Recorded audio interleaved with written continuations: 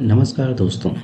आज की कहानी कुछ इस प्रकार है। एक श्याम राजा अकबर अपने प्रिय बीरबल के साथ अपने शाही बागीचे की सैर करने के लिए निकले। वह बागीचा बहुत ही शानदार था।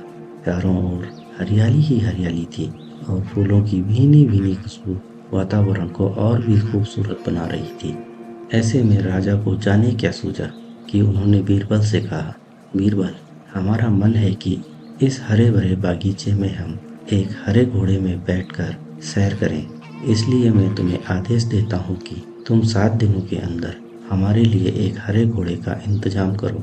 वहीं अगर तुम इस आदेश को पूरा करने में असफल रहे तो तुम कभी भी अपनी शक्ल हमें न दिखाना।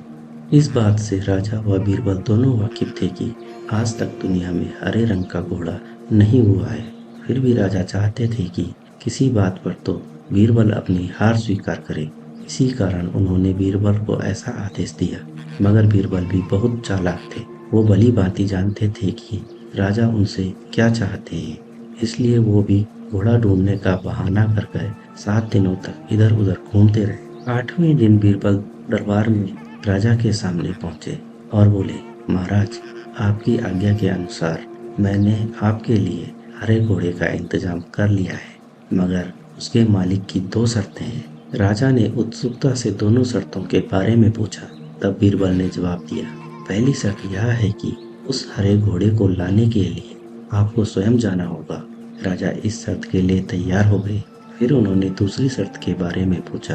तब बीरबल ने कहा, घोड़े के मालिक की दूसरी शर्त यह है कि आपको घोड़ा लेने जाने के लिए सप्ताह के 7 दिनों के अलावा कोई और दिन चुनना होगा। यह सुनकर राजा हैरानी से बीरबल की ओर देखने लगे। तब बीरबल ने बड़ी सहजता से जवाब दिया, महाराज, घोड़े का मालिक कहता है कि हरे रंग के खास घोड़े को लाने के लिए उसकी यह शर्तें तो माननी ही होंगी। राजा अकबर बीरबल की यह चतुराई भरी बात सुनकर बहुत खुश हुए और मान गए कि बीरबल से उसकी हार मनवाना वाकई में बहुत मुश्किल काम है। तो दोस्तों, यह कहानी हमें यह सिखाती है कि सही सूझबूझ और समझदारी के साथ नामुमकिन लगने वाले काम को भी आसानी से किया जा सकता है। तो दोस्तों, आपको यह कहानी कैसी लगी कमेंट करके ज़रूर बताना, और अगर कहानी अच्छी लगी हो तो एक लाइक अवश्य करें।